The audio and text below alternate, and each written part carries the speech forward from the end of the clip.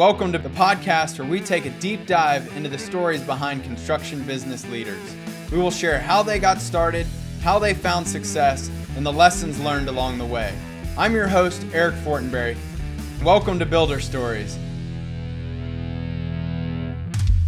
Welcome back, everybody. Today I am here with Andrew Nuhfer with AKN Interiors located in Pittsburgh, Pennsylvania.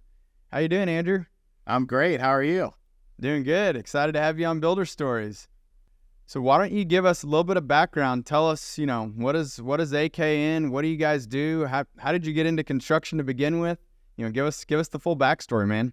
Sure. So AKN Interiors, we're a general contracting firm here in Pittsburgh, Pennsylvania. We specialize in kitchens, bathrooms, basements, and home additions.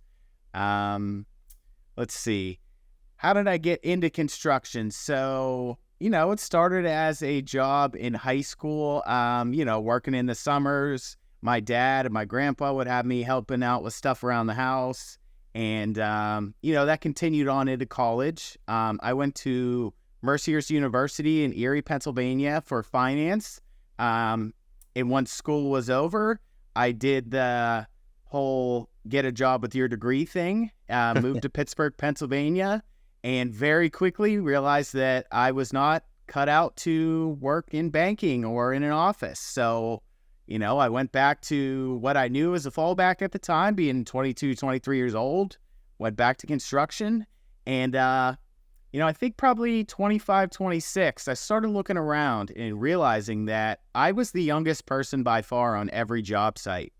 And it started clicking in my head and putting two and two together, the opportunity in the market for the construction industry for my generation. So that day planted a seed, and the vision was to always go off on my own. And here we are, looking about almost 3 years into business. And I'm just very happy that it's a choice I made. I mean, I love what I do. Awesome, man. I love hearing that. I love the entrepreneurial drive that you had there to go out on your own. Like what would you say was the hardest thing or the biggest hesitation that you had at the beginning? I would say it was just fear of not being able to find work. Even though it was something that I had been doing kind of on nights and weekends for years. It was that, and then it's just fear of the unknown. I mean, I had progressed in my career in construction where I was working as a project manager for another general contracting firm locally, and I was having a good deal of success in that position. But, I was living a life where I was really taking on a lot of stress for someone else's gain. So, Sure. The way I looked at it is if I'm going to take that stress on, I'd kind of rather it be my monkeys and my circus. Yeah, couldn't agree more.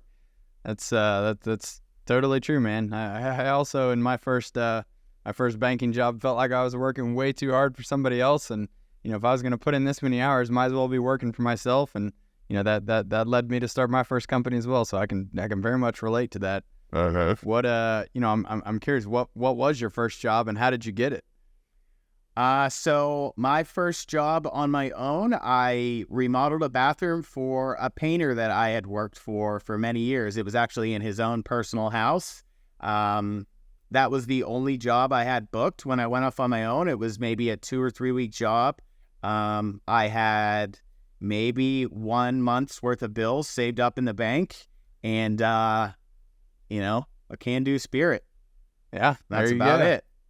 So were you were you doing all the work as well, or did you rely on some subcontractors? Did you try to sub out any of the work, or did you self-perform it?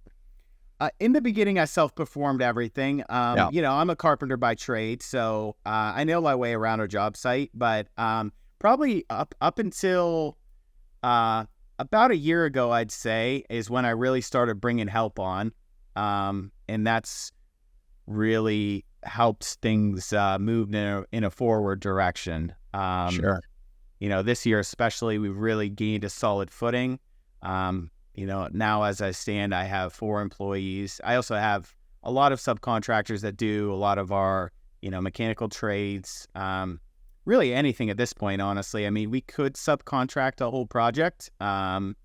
It's just a matter of scheduling, who the best fit is for each project, things like that. Yeah. You said that, when you got on a better footing, I mean, like how did you know when you needed to really kind of start bringing on, those trade partners and kind of starting to try to leverage, the whole subcontractor model? I mean, I see a lot of people who really struggle to kind of make that transition or figure out if they should have, employees versus, subs. Like, kind of what was it for you that helped you kind of decide to start bringing on, the partners? I would say it's it's like that movie Field of Dreams where they say, if you build it, they will come. I have a pretty large vision for our company and where I want to take this. So I realized that I can't take it to the place I want to go by myself. So, I've placed a great deal of importance on building relationships and building a solid team, whether that's in-house or subcontractors. And I just really started getting that ball rolling. Taking on, my first employee, honestly, I wasn't at a point where I could guarantee that I could keep them working full time. But again, it goes back to what I said when I went off on my own. I operate better under pressure. So I figured, I put the pressure to myself, find some help, and just make it work. And, just keep it going from there. And then build off of that. And I'm very lucky that I have so far built up a wonderful team. And it just, hopefully that'll continue. Or not hopefully, it is attracting more people as we go here. People want to work with us, and that's a blessing in itself. So what was the first employee? What was their role? Their responsibilities that you sort of knew that you needed to get some help with. Just another craftsperson, someone that had some skills and that I could leave alone on their own. I'm really lucky. I'm a very relational type of person. I've just in my life in general, I place a great deal of importance on building relationships and maintaining them. So I know a lot of awesome tradesmen, and my first employee, it was someone I already had a great relationship with that just wasn't happy where they were at. And I said, give me a shot. And luckily, it worked out very well. And, he's still with me today. So was number 2 and number 3 and 4, were they also, or I guess number 2 was a craftsman. What about your 3rd and 4th employee? So the 3rd was another craftsman. He actually is someone that I grew up with. And he was in a different type of construction industry, but he still knew his way around a job site. And he was living about 2 hours from here and just was really trying to make a change. And I just said, hey, we are growing, and I know your character more than anything. The skills I can work with and I can teach, but the character is something you can't teach that. So I brought him on. Number 4, he is our now project manager. He's someone that I've worked with in the past and had a great deal of experience, and someone that I can really rely on as far as keeping things moving forward. And then number 5, he's just another craftsperson that, I've known for years and trust, and brought him on. That's awesome, man. So I hear a lot of kind of on the execution side, if you will, kind of makes me wonder. So who's focused on sales? How are you selling these jobs? I mean, I'm go ahead and go out on a wild guess and say, well, you're a relationship person. It must be you, but is that the case? I mean, are you the one doing all the estimating and selling here too? Yes. So I do all the sales. I do the majority of the marketing. I mean, I'm luckily partnered with a few different companies that do different parts of our marketing to make it a little easier on me. And they, that's what they specialize in. But I don't think that those are hats that I'll ever take off. It's the other hats that I'm trying to take off that'll really help me pour gasoline on this fire that I got going. Yeah, for sure, man. So you mentioned kind of some marketing partners. I mean, when did you get a website? Was that something that you found a marketing partner for? What else are you doing from a marketing perspective? And what would you say has worked the best, from the very beginning? Because obviously, you had that fear of, how am I going to get my first customers, and where are we going to find them? I mean, at what point did you start to invest in marketing, and what do you think was like the best move, or something that you'd recommend to other people to do as early as possible? So the fall after I went off on my own, I did not take a paycheck from September till after the new year. So, and all the money generated from the business, I took and I handed to Contractor Growth Network to build me a website. So I did that almost instantly. That was one of the best investments I've ever made, a professional portrayal of our company. Not only that, but from the beginning, I saw that having professionally produced content, whether that be photography or videography, is extremely important and really sets us apart from others in our market, because it just shows our company in a light on social media that I wanted to show, that we really put a great deal of importance on the details, and we really take pride in what we do. And that's something that all of our projects get. It all gets professionally photographed before and after, as well as videos taken. I also do my own social media stuff, and that's just a work in progress. But more than anything, from what I've been told by my coaches, is that you just want to stay top of mind with people. So I don't have to necessarily always be posting professionally produced and shot content. It's more just staying top of mind and showing people that, hey, we're here to stay. We've planted our flag, and that we really care about what we do. Yeah, that all sounds like great advice for sure. And I know Logan and CGN really well. I mean, they do great content, do a great job with marketing, and I love their focus on the video too. Like it just having great stories. I think people really enjoy and kind of like will even remember a great story better, and like when they see like, oh man, like here was like the before and the challenge that the homeowner was having, and then how you came in and how you solved the problem, and then here's that that awesome outcome, like that sticks with people. And so I think that must have been a great move for you to get that on on your marketing strategy, to have the website, and then, I mean, using professional photos and videos, especially early on, like make sure those portfolio, those first couple of customers that you had, if you really want to parlay that into many more, do a great job up front, kind of capturing that. And it sounds like you're doing that. Yeah. To be honest, and I don't know if I would recommend new companies doing this, but something that I've done is, I know that I've gotten a few of our really higher end projects. Not know, but I'm pretty confident it partially because our price is a little lower, but I saw the vision in that this is something that once it's shot will lead to a lot more of them. So, I was okay, and I still, I was okay with taking a little less in the name of building something, and it's paid off in dividends. But it's scary. I mean, it's scary not being able to take huge paychecks in the beginning. People that have never owned a business think one day you turn the open sign on and you're just wealthy overnight. And, so it's not how it happens at all. No, not at all. A lot of hard work. Yeah, you really gotta sit tough and really fight for yourself, and that's definitely what we've been doing.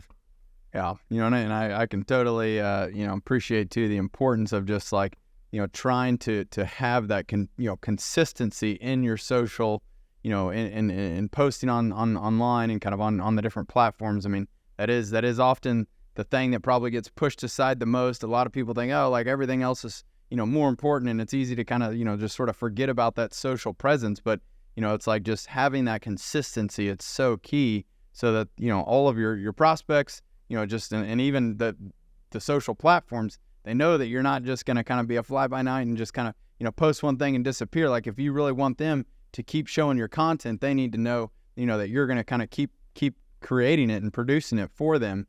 And it sounds like kind of figuring out how to do that. If you don't have somebody on your team, then obviously the buck kind of stops with you. So do you use any sort of tools, or do you create like a calendar or anything? Like how do you kind of come up with this content strategy? So It's a number of different ways. I'm very observational of what others are doing. I'm lucky. I'm a part of a contracting coaching group. It's called Battleground, and there's about 400 other contractors in this group that are trying to do similar things with their business around the country. And it's great. We have open discussions about what is and isn't working for some people with their marketing. And I'm able to observe people that are also trying to be consistent with their marketing. So that really rubs off on me. I have notes upon notes in my phone of ideas what to shoot. I will say after doing a number of shoots with my videographer, I kind of know what does and doesn't work, or at least we're figuring that out. Reading books, just gathering information, because at the end of the day, like, leads are the most important thing to a business like mine, and sales will solve a lot of problems. So marketing has to be my number one priority in bringing people in the door. So I spend a lot of time looking into that. And people that watch the podcast or listen might wonder, hey, how do I find a professional photographer or videographer? And what I found, I'm on my second one now, and only because the first one moved out of town. He was wonderful as well. The guy I have now, his name's Carl, and he specializes in real estate photography. So he has all of the equipment and the lenses and everything to really shoot our work and do it justice. I found that versus maybe someone that specializes in artistic or portrait or things like that. The real estate photography, it's a common thing, and they kind of already geared up to do what we're doing. I kind of act as director and write copy and things like that as far as what we're going to maybe say or what the framework of these videos are. Sure. But as far as the use of the camera and really capturing the vision, that's something that I place into the hands of Carl, who is extremely important. Yeah. So Carl's he's not a full-time employee. You're paying him per job. Is that how it's working? He's not a full-time employee yet. He will be someday, hopefully. But he charges me on a per project basis. Nice. So, and then also upcoming, we are shooting a bunch of informational, educational contents, and that would just be charged per video. And I kind of am I write down, what all we're going to shoot, things to try to inform our customers more. And then we'll spend some time together, maybe a full day, just shooting those things and getting them out on the internet.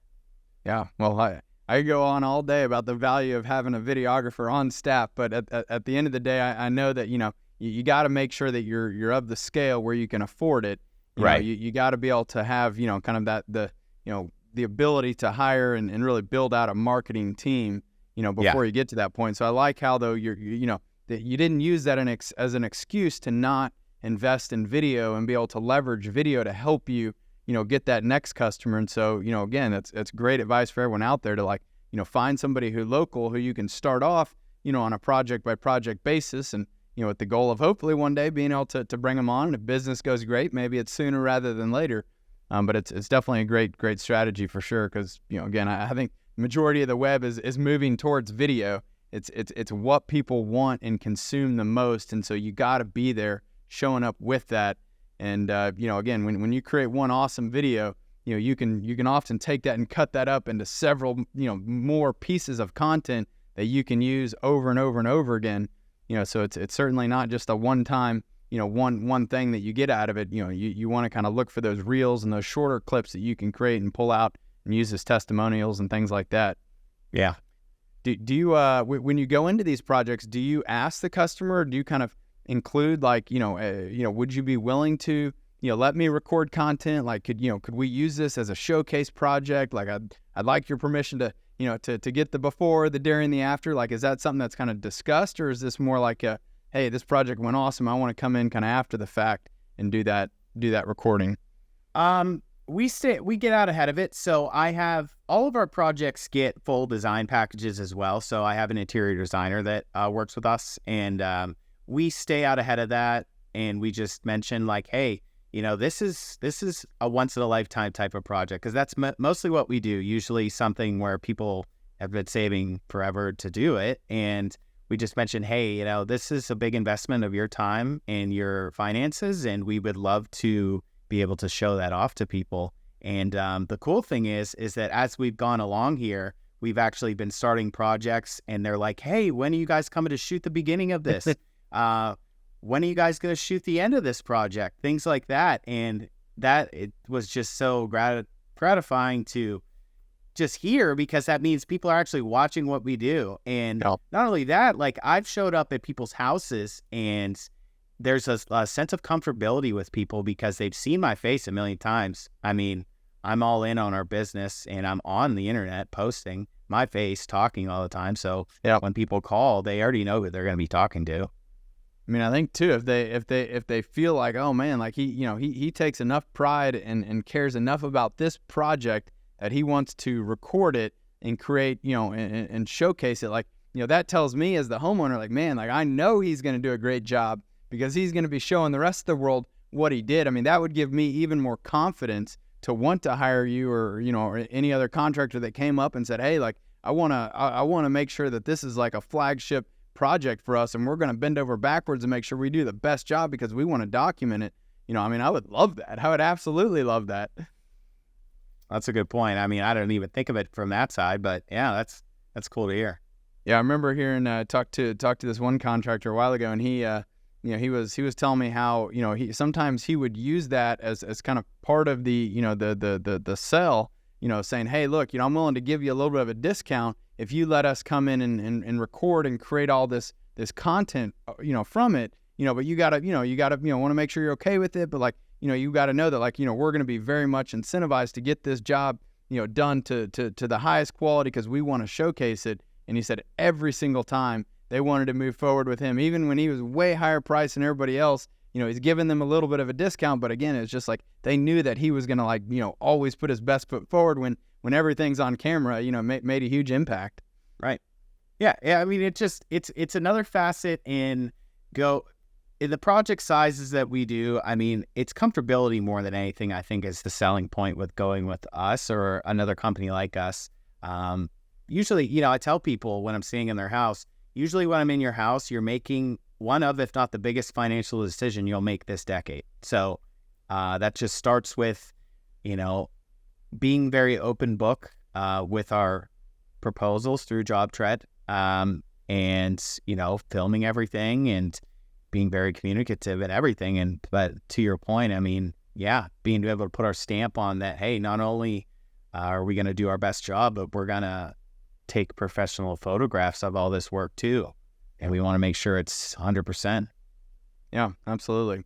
So earlier you brought up coaching, and you talked a little bit about Battleground, and we both were out at the Mile High Profit Summit in Denver. You were out there, right?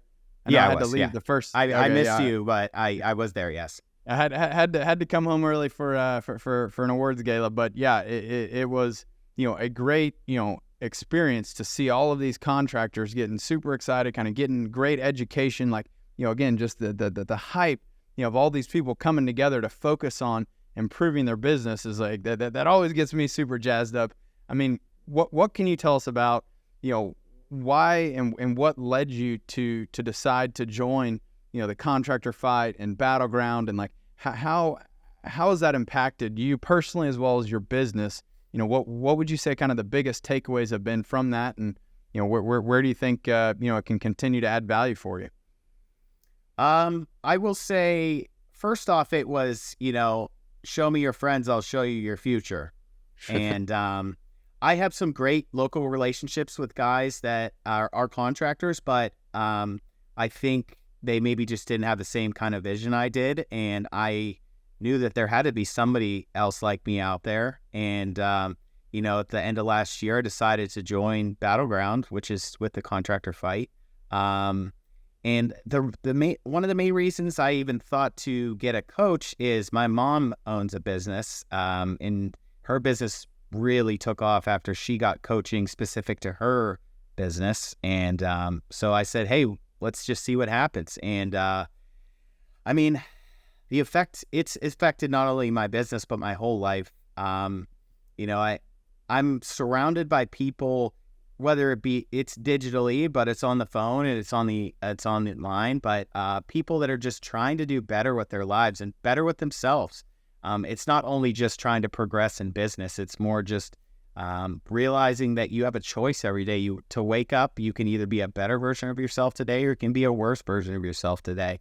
And that's the coaching team. They just really have everybody's back, and ultimately that rubs off you in business. And there's a lot of things that coaches and the other group members pass down as far as wisdom and things maybe to try or not to try. But more than anything, it's just having a sense of community with like-minded other people. And, this past weekend in Denver, it was just a meeting of, I'd say, 500-600 people that are all there for a similar reason, just not only to get better in business, but just get better as people.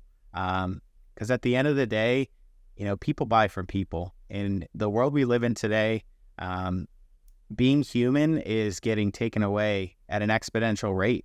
And I think, improving our communication, which is taught in the coaching group, is going to pay serious dividends as the years go on here. Yeah, I couldn't agree more. I feel like a lot of times, I talk to business owners and to entrepreneurs who, they have this kind of sense of being alone, and they feel like they're alone and being, you've always heard, it's always lonely up at the top, but the reality is like that doesn't need to be the case at all. There are so many others that are going through the exact same thing that you are. You just got to go find them, and you got to bring everybody together into this community, atmosphere. And I think that's been like one of the most exciting things for me to see. And, I'm in the Battleground group, and I love seeing the collaboration. I love the genuine, like, people are trying to help each other, and they're learning from each other at the same exact time.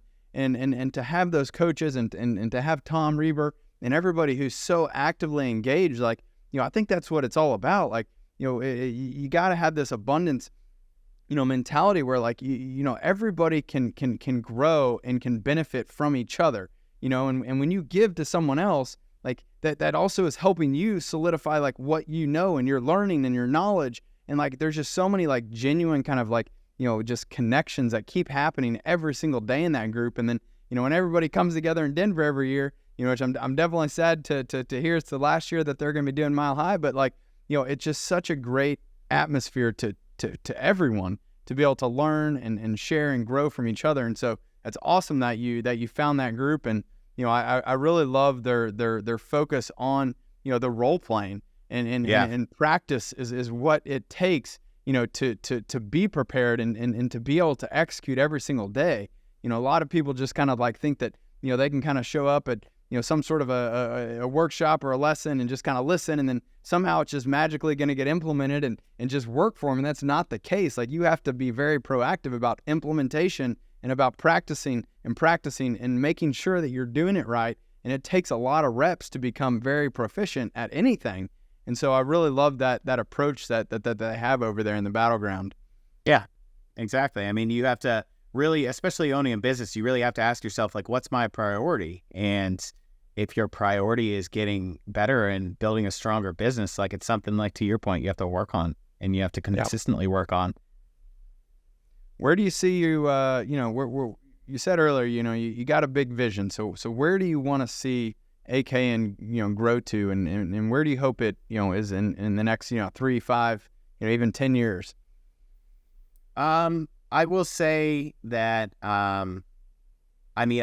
we will be, in the next 5 to 7 years, we'll be one of the bigger design build companies in Pittsburgh.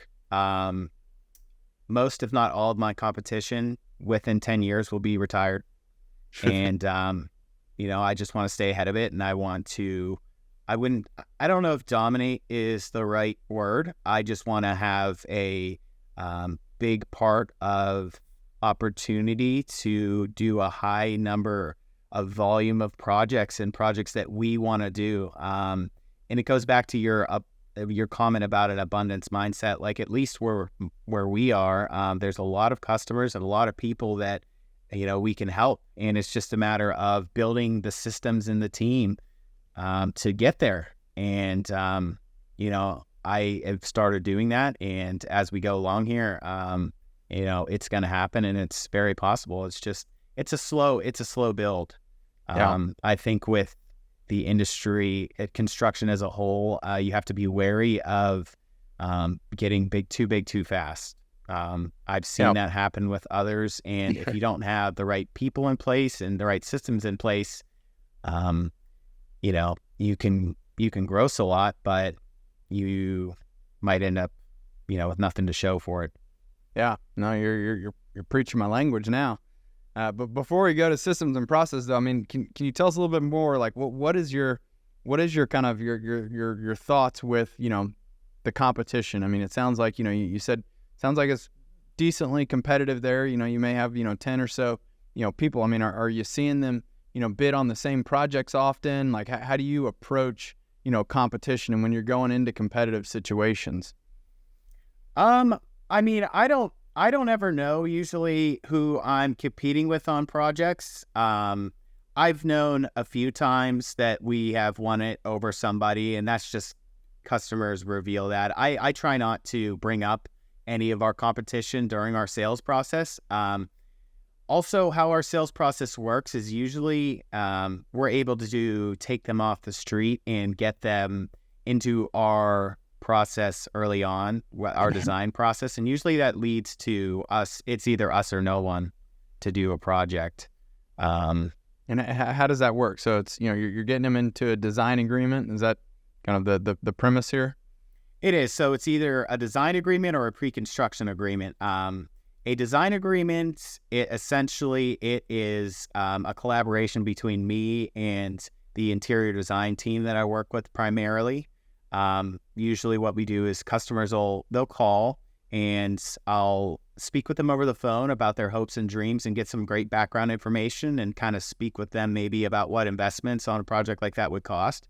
And then if it's something that they feel comfortable with, we come out, my designer and I, and we get to work for them, and we enter into a design agreement, and that gets them a full design package of all the items that they'll get on a project, and it'll also get them a full set of CAD drawings that not only show exactly what we're going to build before we swing a hammer, but it also allows us to submit for permitting, things like that. But it basically we place a great deal of importance on pre-construction and design and planning, because the size of the projects we're usually on them 2, 3, 4 months at a time. So there's a lot of hands involved in each project, and there's a lot of legwork that's involved in planning it and making sure it goes off without a hitch and goes off without a lot of unexpected, problems or costs or anything like that. Sure. What is your average project size? It's been growing, but this past 6 months we're into the hundreds. We Nice. have four right now active that are between 100 and 150K. And we have some even bigger ones in the works in design right now that we're going to start probably beginning of the year. That's awesome. Yeah, and I love the approach of using the design, the pre-construction agreement to take them off the street, like you said, because as soon as you can get them in working with you, instead of kind of sitting there, looking around and trying to kind of keep getting quotes and bids, like they're now focused on how do I want this, this project to go? What do I want, what do I want in there? And like you're getting them kind of thinking about the details of it and moving forward with you. And I think that's such a great strategy to use those, those pre-construction agreements to try to take them off the market, before they just kind of keep going around. Because everyone knows. You could shop for contractors, all day until you're blue in the face and you make no progress at all and get frustrated by the experience. But when you find that one who can be a great partner for you, then I think making it easy for them to become your customer and get into it.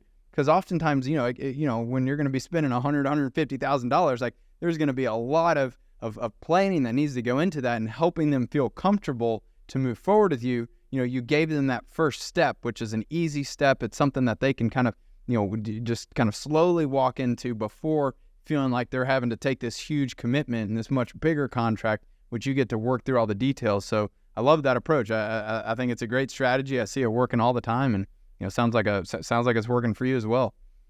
Yep. Yeah.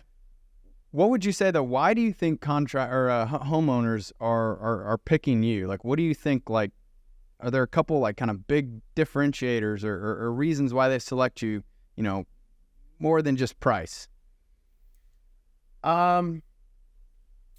I would say it goes back to something you just said, which it's a partnership. I think very quickly people realize that I want them to understand that we're on the same team and we have the same goal. I think what I try to do is just portray to them that I'm not just a guy in a rusty Ford you found at Home Depot. Like, I truly care about my industry, and I care about, the correct ways of building, and I'm knowledgeable on the subject, and I have a full Rolodex of people to get whatever they are dreaming done in a reasonable amount of time. Yeah.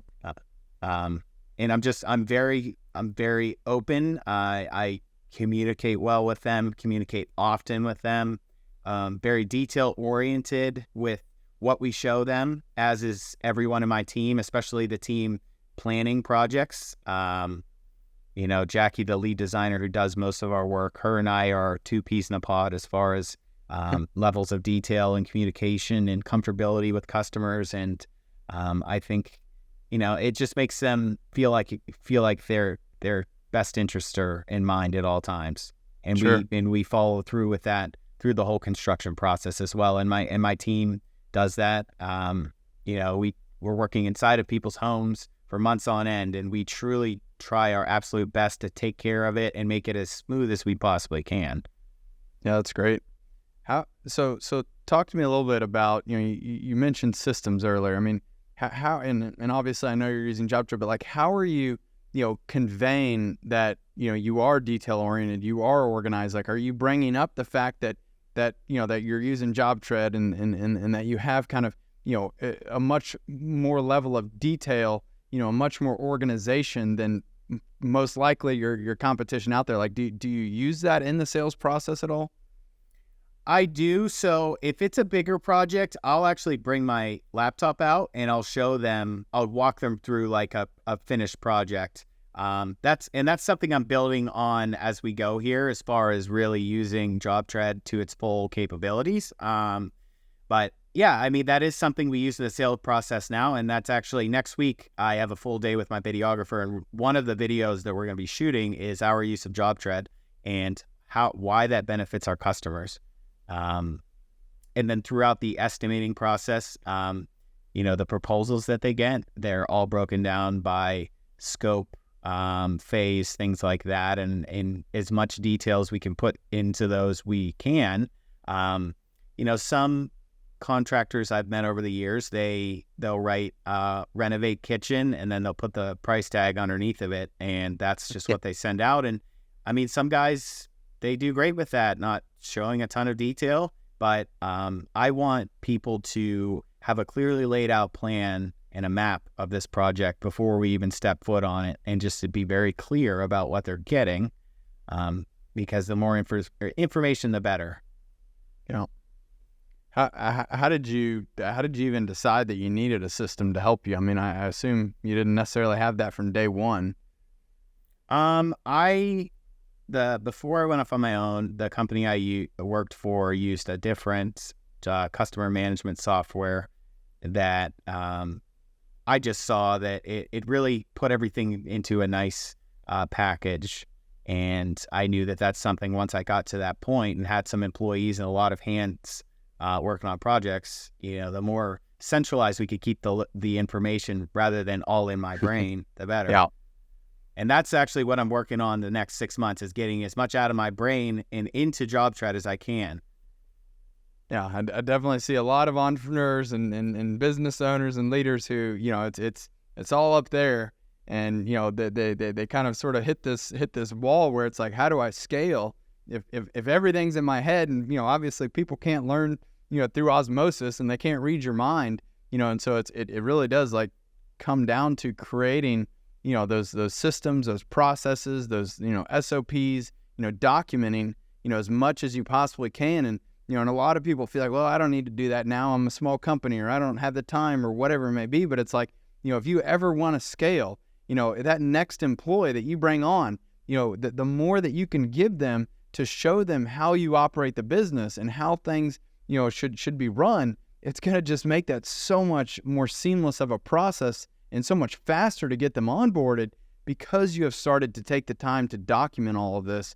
I see a lot of people who just, they never want to stop to write it down, or even job descriptions, job responsibilities. It's like if you don't write that down, then how's that person that you hire even know what you're expecting? Right. Like, it's so important that you document it all. For sure. I could tell you, as someone who's lived it and has done it, if you're not gathering data as far as like job costing, and you're just bidding on a feeling or bidding on what you think it should maybe cost, that's the fastest way to lose a lot of money, because I've done it. And that's, again, that's something that we're really trying to get on top of now, is really diving into the fine details of each project. That way we can have data for the next one, because like I said, we're going to be doing this for a long time.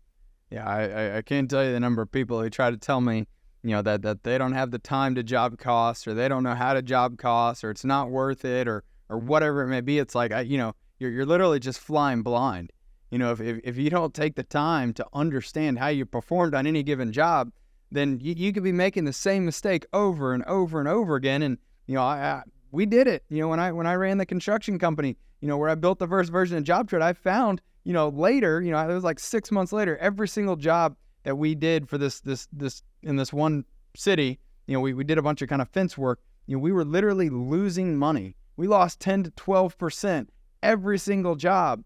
And it's just, we never updated the cost of the material. We just kept selling it at the same price and just kept going on and on. We never took the time to job cost. And finally, when I came in, I was like, guys, like, how has this even happened? Like, how are we losing money? Like, I thought there was like some sort of kickback or fraud going on, and it just turned out we never updated our numbers, and it's like that's the type of mistake that, like, you don't want to find yourself doing, because again, on a much larger scale, I mean, that could have cost us the business.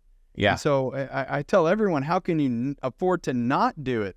Right. It just, it's craziness to me. But, again, when you get, the right systems and processes in place and take the time to do this, like, you're going to find those small little areas where you can make those, marginal improvements that will help you to keep building a much better, much more profitable business. But, if you're not willing to take the time and put in the effort, then, what is this all for anyways, right?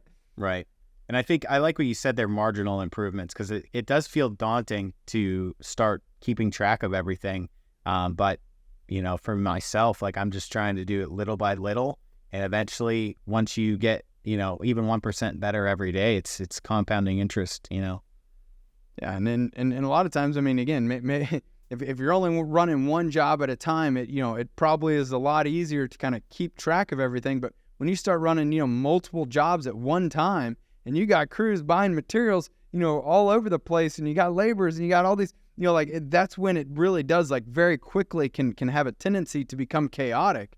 And then, when I started digging into our QuickBooks, I found we were double paying people, we were overpaying, we had, materials on the wrong jobs. Like, it almost felt like death by 1,000 cuts. And none of these were like huge, like, gaping cuts, but like, it was just small little like bleeders all over the place. And like, when we were able to come in and just plug all of those up, like, it all adds up, and I think even more important is about like developing like the right habits, Right. making sure that, like, as you scale, if you can't do it the right way when it's just you, then how do you expect your employees who you hire to come on and do it the right way? Like, you got to lead by example.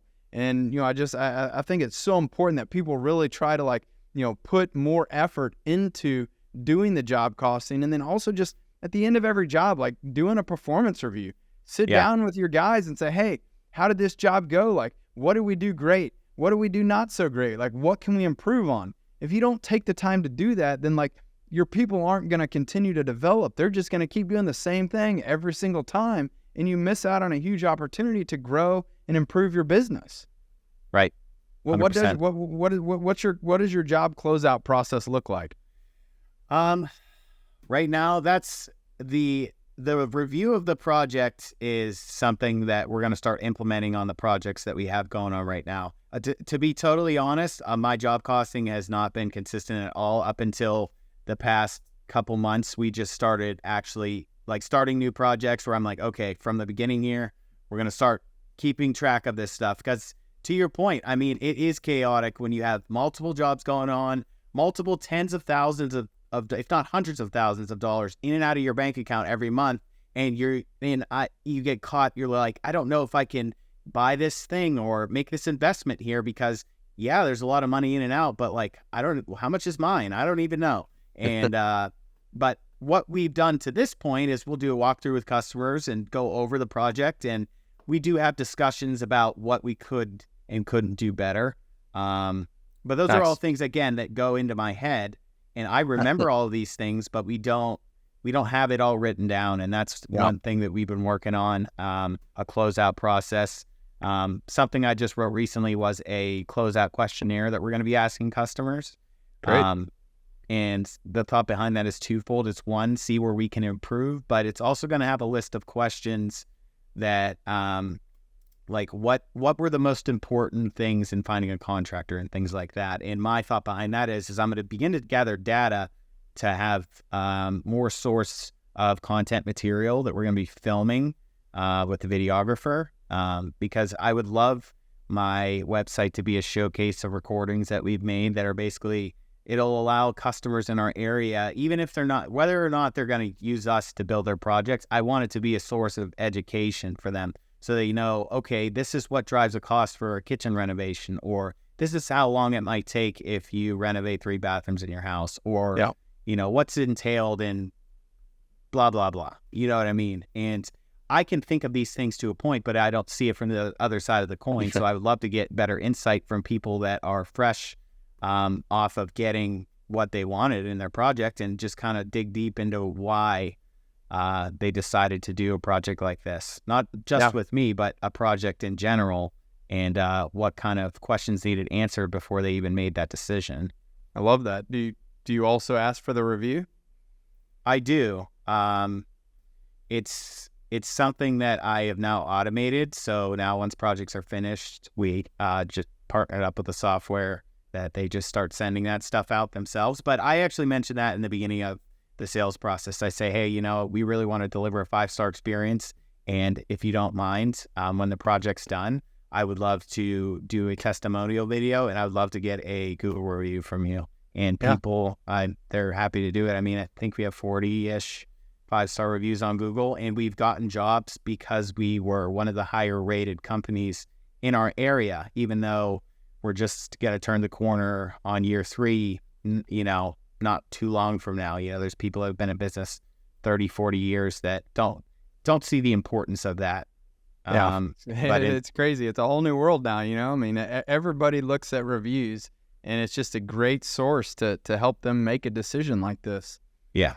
You know, one other thing I would encourage you to do is think about how you might be able to come up with, you know, a survey that you could send to the people who opt to not move forward with you.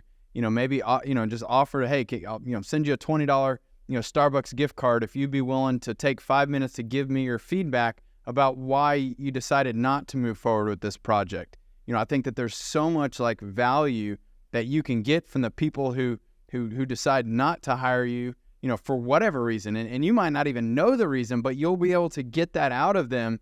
And it's a no pressure type situation. Like, look, be blunt, be honest, tell me the honest to God truth. Like, that's going to help me grow and improve my business. And, you know, the funny thing about doing that is you might actually be able to convert some of those people at some point down the road, because they're like, wow, this person actually cared enough, even though I didn't hire him, to ask for my feedback and to ask me how I could do a better job, or what it was. You know, I think you can honestly like learn so much more from those people than the people who, you know, they already chose you. Obviously the, you know, project went great. They're, you know, very excited, rah, you know, yada, yada. But it's like, you know, the ones that you lose, the ones that got away, like if you can capture that insight, man, like that's truly going to help you make sure that next time you're at bat in a similar situation, you know, you can rely on some of that data that you've collected, and it's going to help you hopefully win those too. That's a really great idea. Yeah. I mean, that's another thing that, because, I have whether we get the project or not, it's all into JobTread, which comes right from the website. It shoots right into JobTread. And Yep. I have often thought like, hey, I have 100 or so people that have filled out this form in the past year. I mean, what can I do with this information? Not like Yeah. spam them or anything like that. Just, I'm sure there's some value. And that's a great point, what you said. Like, that's a great source of value I could get out of that. Yeah. Yeah, 100%. And even with your current customers, I mean, make sure you're asking like, what could we do better? Obviously this not every project is going to go perfectly. I think, a lot of times people don't often ask the hard questions, Right. and they're not always as open to feedback and constructive criticism and feedback. And sometimes the customers can be overly, blunt and brutal, to some extent, but like that is like, I find that to be the most valuable, information. Like people can tell me all day long, yeah, we love this and we love that about JobTread, and that's great. And that makes us all feel good. But like at the end of the day, the people who are, that they don't like something and they can articulate why and come up with ideas with you to solve that. Like that's where the real hidden gems are, is Right. being able to hear from the people who aren't your satisfied customers, For sure. So I'm curious here, I'm very impressed by what you've been able to build. I mean, obviously, you've been working hard at it for the past 3 years, but, even being, on the younger side, what would you say, that you wish you would have known, 3 years ago that you now know? Like what advice would you give to others who are maybe, in that same situation that you were in, working for somebody else, or, spending all their time on the tools, wanting to be able to kind of, become an entrepreneur, work for themselves? Like, is there anything that like, has really made a big impact on you that you would encourage them to think through or to go do, or, any advice like that you could share? I think the most important thing just to keep in the forefront of your mind is that no one's come to save you, and you have to invest in yourself. If you're not willing to make, especially in a business like this in construction, if you're not willing to make this a major priority in your life, then maybe it's not the right situation for you. I mean, it's not a industry of building necessarily, as it is an industry of people and people management. And especially if you're going to be a general contractor, you really have to look deep inside of yourself and realize that you're working with imperfect people on a daily basis in imperfect materials. And it's just a matter of being able to realize that, problems are solvable, whether or not they are solved in a way you want them to be. But you have to understand that they are going to come up, and they are never going to stop coming up. And it's just a matter of how you can take those in and, not only let them cripple your business, but also let them cripple yourself. And another thing that I wish I knew logically, but I didn't take it to heart as much, is that I have to make some sort of time for myself rather than getting engulfed in the business, because I've found myself getting extremely burnt out. And, luckily I'm on the other side of that now, but it's one of those fine lines where you're building something really cool and you're getting some momentum, but you also have to realize that it's a marathon, not a sprint. So, you have to keep not only, your relationships in your life important as well, but the relationship with yourself most important, because if that falls short, then everything else in your life is going to fall short too. And that is awesome advice. Well said, Andrew. I mean, I couldn't agree more. I think so much of really, anyone's, success comes down to their mindset and their own psychological, their own kind of mental, physical, well-being. Like you have to take care of yourself, and you've got to go into this knowing that, look, this isn't going to be easy. I mean, if building a business was easy, then everybody would do it, but Yeah. they don't. And the majority of people, who try to start a business, they end up failing within that first year, and it's because they get overwhelmed. It's because they just give up. Like they don't have the right mental toughness to keep fighting. And I think when you can just go into this journey understanding that like this is going to be like a roller coaster, you're going to have ups and you're going to have downs, and you just got to know, like when you get to that bottom, and when it feels like the world is caving in and like just everything is going wrong, like at the end of the day, like you got to just break everything up into small let's break this into just small tasks. I'm going to do one thing at a time. I'm going to make a prioritized list, and I'm just going to focus on working my way out and building myself back up. And you know what? Like after you've gone through this enough, like you start to know that you can appreciate those downs because it makes those ups so much better. It makes that climb out and that time at the top, like it gives you so much more satisfaction to know that you didn't quit and you didn't throw in the towel. Like you kept working, you kept pushing ahead. And I think that's what it takes. It's that grit, it's that perseverance that like when you can do that and when you can be prepared to do that, you're going to be a lot better, positioned to be an entrepreneur and to be a successful business leader. And so, I think that's a really great perspective that you put it into, Andrew, because that is what it takes. And, I think a lot of people kind of go into it thinking, oh, this will be easy and I can just sort of do this on the side, and like they're not all in. And that is not how it has to, that is not how it works. Like you got to be all in 110% every single day. And if you're not prepared to do that, then you probably should keep working for someone else. But if you've got, that desire to be an owner and be a leader and be an entrepreneur, then like by all means, like the sky's the limit. And I'll tell you, like I don't know how I could not work for myself ever again, having been multi-time entrepreneur. Like it is the best job in the world. It's not an easy job, but man, like it is such a great place, and like it takes time to really kind of work through all those things. I mean, cash flow will be one of the most challenging things that you got to learn and understand. And you said it earlier, just because you got $100,000 in the bank, that doesn't mean that money is yours. You got to be able to manage that whole process and manage your business. And to do that, you got to learn and you got to focus on continuing to educate yourself, to grow. You joined, some really great groups. You found really great marketing partners and people to help you, build the business. Like you don't have to do everything yourself. I think that's so important that people take away from this is like seeing how you went and you found a marketing agency who could get you a website, who could get you, great, video and content. Like you got your videographer, like, again, figure out what you're going to focus on and be great at. And then all the other things out there, bring those people in. But, you don't have to hire full-time people to do everything, but you do got to find the right partners to make sure that you are doing all of the blocking and tackling that's required for your business. And, I think that's, things that you learn along the way. But, it sounds like, you've really done a good job, being able to implement these things. And, you've got systems in place. You've started to build out your team.